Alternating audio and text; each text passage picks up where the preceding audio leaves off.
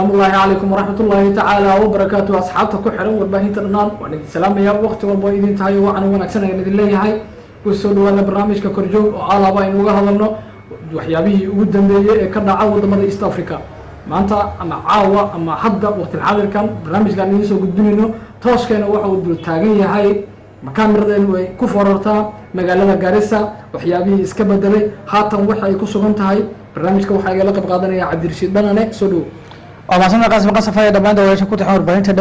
دانان وحنو لنا هاي انت مالتا كوتشرت مالتا هايدين وعناطو انت هبين كان هبينكو هايدين وعناضو ما انتو بروسين كوحانو لغانا مقالة غارسة حرونتا قولكا وقوي بري بروسين كل دادك كلوميشتلا اما دادك مراكيبتا اما دادك دوماها حرتا يقانا بروسين طبعا غارس ويبا مرو دون ينتا ويكاسيان بروسين وحليدا لكن دون دا أدو مستعمال وكو حساتهم هذا حامين تاين مقالة غارس ويبا ويبا مرو لكن من أنكو شاو بروسين ميشان دون محرم وطالو فاربون باطالو فاربون بروسين لغو محرم معلومة هنا فاربون بنانك على صادقة ريبا سجيتا ولا سجيتا فاربون sidoo kale foolfada baasha dhahaan iyo xamuulka qaado midaas ayaa brazil lagu xiraa oo aan la jiidi karin waxaan filayaa daawadayaal haddii aan hore aad ku macnaha ay iskaga ka qasneed inaad hadda fahantay brazil wuxuu yahay brazil wuxuu yahay waa nin dambe baan ahay dad baan ka soo shaqeeyay badmaax baan ahay okay ada eedi socod badmaax baan ahay laakiin ma gidi kaarnay dhahay wiil mow ama qofka ku dhacay maalin cid ku dhacay kul meeyma أنا وحكى صبح كلية تبارك إجر ربيعات. من أبو شو؟ وحكى سويني من طباخ يهلا لكن واحد بارك الربيع بقى تصورته بشرط إن بيها قال لك الحكم ده إن يسمى سكوتشرين يحاس سكوتشرين قرف لهاين قرب بقاقوين لكن سوي المولس كذا سوي المول داود يا واحد في الإنجاء كفتني تصور وصل الله منه عبد الرشيد ده وحكى وديو بيالده غارسة هالكي بيد على dadka qaar dunida ku nool in aysan magaranay baa laga yaabaa Garissa halkee bay dhacdaa oo eegan oo qof aan gaar ka siin ma fiirsanay baad wallahi yaabaa taasi tan dhacayso ana Garissa 2018 okay Garissa waxay dhacdaa jinka wabiga Tana ee wadanka Kenya ugu weyn ayay dhacdaa waxayna dhacdaa waqooyiga gobolka koonfurta gobolka waqooyi bari waa cirifka koonfureed ee gobolka waqooyi bari ayay dhacdaa waxayna martaa oo macnaha kala goysaa wadada wadanaha ee isku xidha magaalada Nairobi iyo gobolka waqooyi bari kale inta badan dad ay garanaysa Soomaalidu Kismaayo road marka Garissa waa magaalo shub ku taala ama meel hoose ku taala dhulka maxaa la yiraahdaa area dhulka ka dhagdhona wax buura ama leh geedaha ka badan ee ka bax magaalada Garissa ama ismaamulka Garissa ku badan ama area ku badan waa qansax ama riiga sida u yaqaanaan marka waa dhul tamuuc ah marka magaalada gudaha ka hadlayna waa dhul tamuuxa oo na bus iyo firo iyo siigi carratoona lahayn macnaha hatta carrada magaalada Garissa waxay u badan tahay carro tamuux oo wasakh badan ka soo raacaynin waa dhul jawigiisa marka la fiiriyo ama xaraarada kuleylka heerkulkiisu uu dhanka kuleylka u badan yahay 36 ilaa 40 ayuu gaaraa waa magaalo kamid ah magaalooyinka geeska Afrika oo xagga baaxadda ugu weyn waxaa la aaminsanahay macnaha waa magaalooyinka Soomaalidu degtan ka hadlay magaalooyinka Soomaalidu degto waxaa u maleeyahay magaalo ka weyn jirto magaalada Muqdisho magaalo kale ka weyn jirto inay jirto oo maleeyahay Garissa xagga balac iyo baaxadda marka la yiraahdo Garissa sidoo kale waa hooyada diinta iyo dacwada islaamka sidoo kalena waa hooyga ammaanka ee geeska Afrika waa magaalada ugu ammaanka badan geeyiga Soomaaliyeed xagga ammaanka marka la yiraahdo magaalo intaas oo makhluuqa degan yahay ama mujtamac inta la degan yahay oo haddana ammaan ah oo lahayn tuug wada istaaga ama tuug habeenkii dadka u dhaca ama aan lahayn burcad koox ubaysan oo tadriiqa farsadka alaabta iyo ka dhacda xoolahooda magaalada Garissa markii la yiraahdo waa magaalo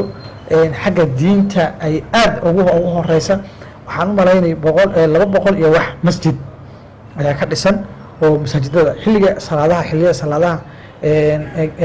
geesaaska waxa la yiraahdo ama aadaanka dhawqa aadaanka yaa meel laga maqlayaa waa magaalo marka aad fiirisid qaab labiska dadka ku nool mujtamacoodu dhammaan ka muuqata aahaartii iyo muuqaaladii diinta islaamka waa xakuwada ku badankood ku labisan yihiin rag u khamiisyo حتى dhaqanka Soomaalida macawsiya aad buu yiri maxaa dad ku labista marka la fiiriyo mujtamaca waxay ku badankood la kulbistaan khamiis ama sheekh ahaado ama qofka caadi ahaado labiska caadiga ee wax lagu xaragoodo ee xilliyada munaasabadaha aroosyada ciidaha la isticmaalo waa khamiis dumarkuna waa dumar xijaaban oo dhowrsoon markii la fiiriyo Soomaalida kale loo fiiriyana magaalada Garissa waxay ka mid tahay magaalooyinka xagga tacliinta diinta ama iyo maadigaba isku si loo barto waayo waxay magaalada Garissa ku taala jaamacado diini ah iyo kuwa maadi ah jaamacatu umma ku taala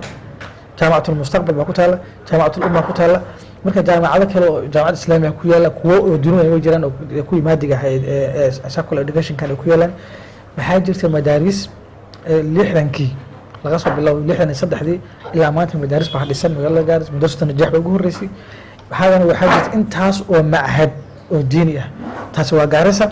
dhowrkii sano u dambeysay magaalada Garissa kor bay u socotay ama 10kii sano u dambeysay nidaano in waxa kale oo oran kara magaalada Garissa waxa ka mid tahay gobolka Waqooyi Bari meelaha sida aadka uga faa'iiday laga dareemay reexaanta ama carafta waxa la yiraahdo maamul daadajinta evolutionka ismaamulada dadka gobolada ka faa'iiday ayaa ka mid tahay 2013 xilligii ugu horeysay maamulkan ismaamulada bilaabatay heerkay magaalada Garissa joogtay iyo haata aad u kala fogtahay xagga dhaqanka iyo dhaqaalaha markii la fiiriyo maamul daadajinta gobolka Waqooyi Bari waxa ka mid tahay gobolada aadka uga faa'iiday waxa ka mid ahaayeen gobolada laga cambidixiyay laga tagay kadib dhacsan wadanka kale ee Kenya goboladiisa laakiin intuu ismaamulku yimaaday dhaqaale fara badan soo galay shaqaale badan baa jira adag magaalada ismaamulka Garissa County 200 milyan ka badan ayuu bixiyaa oo mushaar bishii way soo gashaa magaalada shaqaalaheeda waayo macnaha dadka magaalada u dhashay markaan ka hadlayo waa dad u dhashay magaalada ismaamulka Garissa tuulooyinkoodii iyo xaafadihii marka dhaqaalihii uu qabcay kuwa dhaqaalahan waxa ka yimaaday in dadkii guryo qurux badan la dhiso ganacsigiina kor u socdo wadooyinka la qurxiyo saartaan baad zaxmadda gawaarida waxay ka turjuntaa zaxmadda gawaarida kor u kaca ama kor u kaca dhaqaalaha 5 sano ama 10 sano ka hor magaalada Garissa waxa laga yaabaa gawaarida taala maanta inta hadii la qaybiyo inay wax aad u yar yahaayeen ama helitaanka xataa 10 meelo xataa meel ma dhanayn laakiin maanta waxaan ognahay markii dadka luqeynayay magaalada gudaheeda wadooyinka wadanaha ay gawaaridu mari karaan dadka luqeynayay iyo gaadiidka ama tuk-tuk ha noqoto baasha bajaaj la yiraahdo ama boodha dhugdhugle ha noqoto ama tagaasidan yararka lagu shaqeysto ha noqoto dadka iyo gawaarida gaadiidka badan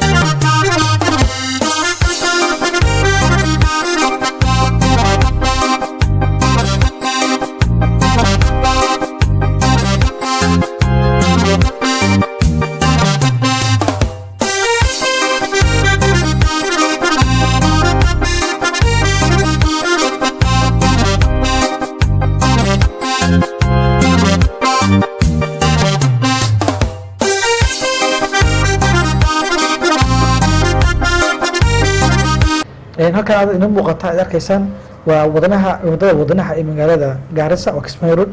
طبعا oo artaan jaamka iyo zaxmadda ka muuqata xilliyo waxa jirta hada xilliga salaada casir 12 ama 5 galabnimo ilaa 4 barqanimo inta dhaxaysa intaas kale waa xilli meel wadada u adagtahay adkaanaysa inaad marto oo ku hesho faraaqo aad zaxmadda u badan tahay gawaaridu kala goosho gobolada bas ama waa gawaaridu ku wareegay magaalada xaafadaha kala taga ku wadanaysta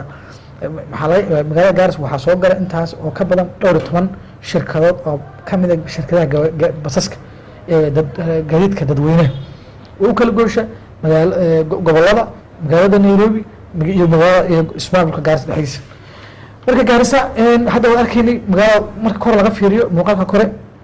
waan arkaysaa magaalo qurux badan tahay waxa ku soo batay magaalada in laga dhiso dabaqyo ama biyaha kor loo dhiso bariga hore 10 sano ka hor waxa dhici karta magaalada Garissa inay ku yeelaan 2-3 dabaq oo ama ganacsi ama gaar loo leeyahay laakiin hada tirada kor bay u kacday dadku ay ku dhiiranayaan xataa inay xaafadaha festival loo sameesto dabaq laga dhigto guri kor iyo hoos la sameesto taana waxay ka turjumaysaa qofka dhaqaalaha iyo bulshada dhaqaalaheedu halka uu taagan yahay iyo halka uu habanayo dhanka ammaanka waxa lagu tiriyaa magaalada ay Soomaalidu degan tahay ugu amaanka badan waxa hore wax hadalay mali 10 saac habeenimo xilli walba hadaad marto waa magaalo ammaana wuxuu ilaahay subxana watacaala ka nabadgeliyey la odhan karaa wuxuu ilaahay waxyaalo ilaahay ku nimcaystay ku galladay wax ka mid tahay ammaanka qofka banaanka u seexan karaa qofka magaalada yimaada dhexdeeda yimaada markaas buu soo gala askari baan kugu mashquulin tuug baansan lahayn ma jirto cid carqaladaysan gruub male marka gaaris waxaa kaloo deegaanada soomaalida deegaan kaga duwan tahay waxaa ku nool soomaali oo dhan qoys soomaali oo gaaris degan male soomaali qabiil walba macnaha qoomi qabiil walba oo soomaali ah wuu degan yahay qabiilkaasna maanta ma jirto cid qabiilkiisa lagu dulmiyo sharciga adoo ka shaqeeya haddii adiga oo hebel ah maanta imaato ood sharci ama ku deganaansha ha noqoto oo aad wadanka ka timaado ku degan tahay ama ku keenan ahaato cid kugu xadgudbi karta male waxaa tahay muwaadin xaq leh gurigaad dhisan kartaa ganacsi baad leedahay waxbarashada furan kartaa iskuullada jira private gaarkooda ka dhigan kartaa waad ku noolaan kartaa marka magaalada gaaris markaan kusoo xubino waxay la dhihi karaa waa hooyada nabadda iyo hooyada sidoo kale diinta waana magaalo ay mudan tahay dadka soomaaliyeed inay maalgashadaan dhanka maamulka iyo dowladduna dabcan iftiinkeedu 10 sano u dambeysay maamulku jiray waa laga dareemay oo shaqaalo badan dowladdii hore tanba shaqaalo badan oo reer gaaris ah oo maamulka gaaris u badan ayaa ka shaqo gala 200 milyan ka badan mushaarka soo gala oo taasoo dib ugu soo laabanaysa guryaha dhistaa marka xaafado waxaa jira fiiri magaalada gaaris berigii hore 15 sano ka hor 2005 countiyaha waxay ku reeyo yareed ama 2000 kan dhan malabada 2005 waxaan xasuustaa xaafad aan bardarad aan gaari kor garsanaynin waan u lugeyn jirnay wax fog baan ugu ahayd waa countiyaha dana muqdisho dhexdeeda waan iska lugeyn jirnay intaan tagno ana waa arday ah baan kasoo shaahin jirnay waan soo noqon jirnay wax saa kama sii jirin haddana ku naso oo cirifka galbeed magaalada ah inta u jirto iyo halkaas ku dareemi kartaa dhanka kale cabdilshido magaalada in aad bay usii baahaysaa dhinacan kale markaan fiirino magaalada hadda waxay afka la sii gelaysaa moodhika meesha ugu dambeysa hadda cabdilshido markaa moodhika usii socota xataa waxaad arkaysaa guryo kala goosgoosa walba aysan badnayn laakiin ku tusayo in magaaladii ay mar dhow isku furmi doonto si ilaahay sidan oogu sii wado gaaris 2030 vision 2030 Kenya higsanayso waxaan aaminsanahay maaha moodhika meelaha filmka kusoo qaban jirnay banaanka shaca way gaaraysaa waxaa kaloo hadda aan aad ugu faraxsanahay inay jiraan ganacsato iyo maxaa la yidhaahdaa dad soomaaliyeed oo qurbaha iyo dadka meelaha jiray inay dhistaan magaalada oo ay boosas gataan oo laga states magaalada gaaris mugta waxyaalihii hore ee hadda waxaan xasuustaa 2007 ayuu nin haddana u dhintay horamahayo berigaas ganacsadaaba aan isku aragnay Nairobi wuxuu waxaan rabaa inaan gaaris ka furo 2007 warshad soo saarta bukaatiga waxaa la yidhahdaa rootiga wuu yimaad marka wuxuu arkay waa nin ganacsada nin aad active waa magaalada u dhangal marka suu dhaqaaqi jiray fiidki wuxuu gaaris kama furi karo shirkad maxaa la yidhahdaa rooti samaysa waa maxaan ku fiidki waan baxay wulan baalka la qaraaco cajiinka wuxuu xaafad walba baalka yaa laga qaraaca hadda saan ka warqabno warshado xagga soo saara bukaatigi xataa hadday fiirsid macnaha dhaqan keliya la seexan jiray gaaris 15 sano ka hor 20 sano ka hor xilli la seexan jiray laba saac saacad cisho markii la tukado gurigaan sii geli jirnay laakiin hadda waxay taagan tahay qofka inuu 11 ama 5 saac habeenimo qofka ugu horeeya u seexdo magaalada ay furan tahay magaalada ganacsiga marka 2030 waxaa suuragal noqon doonta in goobaha waxbarashada habeenkii loo bedelo goobaha ganacsiga habeenka furnaadaan oo ninka intuu maanta soo kala laho oo caawa reerkiis ka yimaado ninka buraa jooga ama masalaana jooga intuu caawa soo guuro oo magaalada ka adeegto isla caawa masalaan iskaga noqdo dukaanka rooti oo dhan lahaa alaab ayago ama isla caawa intuu adeegto jumlaysto iska tago macnaha hadduu ilaahay ammaanka ugu wado waxaan rajeynaya ammaanka ilaahay saa ugu talagalo wax dhibaato oo kale oo ka jirto magaaladana ma jirto waa magaalo dhaqankeeda marka la fiiriyo waa magaalo afgaaban bulshadeedu marka la fiiriyo dad isdhex galo oo isdhex yaaco oo darisyadoodii iyo ciyaal xaafadeed iyo waxaa lama ah ciyaalka xaafadda waxay ku kulmaan goobaha waxbarashada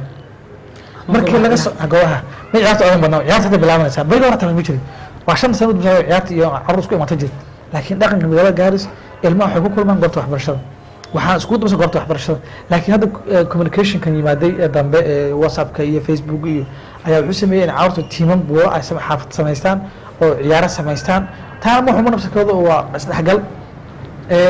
hadda waa dhaqan ahaan dadkaan aqoon uga hadlaynaa magaalada waa magaalo afgaaban waxaana bulshadeedu bulsho furfuran oo xaafado oo las dhex garto sida Soomaaliya iyo dadka Soomaaliya kale way ka dhaqan duwan tahay waa bulsho afgaaban qofku waxaa laga yaabaa guriga dariskaaga ah ama qoyska dariskaaga ah waxaa laga yaabaa 5 6 7 sano daristidiin waxayna dhex maran aad u yaryahay dad suu warwareego oo xaafadan orad iyo xaafada bilaan aad iyo wareegoodi iyo hawlahana ma badano dadka qaraabaha way salaamaan dadka kalena meel albaabkiisa u xiran halkaasaa TV-ga iskaga yaala reerku waxbarashadaas la iskaga mashquulsan yahay haddii idinka soo waxbarashada xidhanta laakiin xilliyada kale waxa ahmiyadda la saaraa waxbarasho iyo markii la fiiriyeen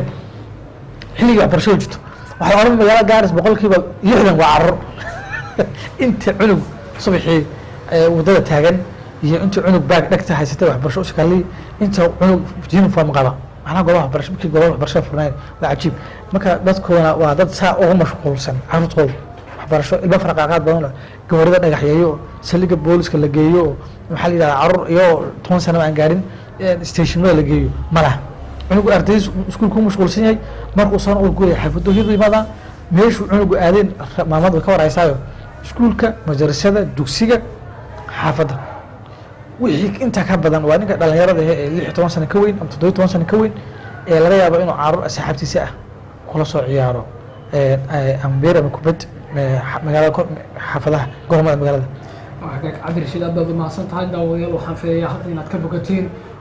halka ay Gaaris marayso halkay hore u taagneed waxa iska bedelay waxa ku soo kordhay dhamaan inaad hadda ka wada bogateen oo cabdirashiid dhanaane dumarku u yaqaanaan cabdirashiid macaan oo halkan inooga sharaxay arrinkaas waan idinkaga mahadcelinayaa daawashada muuqaalkan haddii ay tahay markii ugu horeyso oo soo booqato warbaahinta dhanaan fadlan subscribe saar like si muuqaalka ama caabada waan ka helay oo suulka kor u taagan saar sidoo kale haddii aad awooddo asxaabtaada la wadaag taasoo macnaha asxaab fara badan oo xiisaysa inay ogaato arrimaha Garissa ay u suurtagelayso inay wax ka ogaadaan intaaynu ku kulmi doono muuqaalka xiga waa anagoo ah bahda dhanaan oo idinla sidaa nabadgeliyo wasalaamu calaykum waraxmatullaahi tacaala wabarakaatuh إلى اللقاء.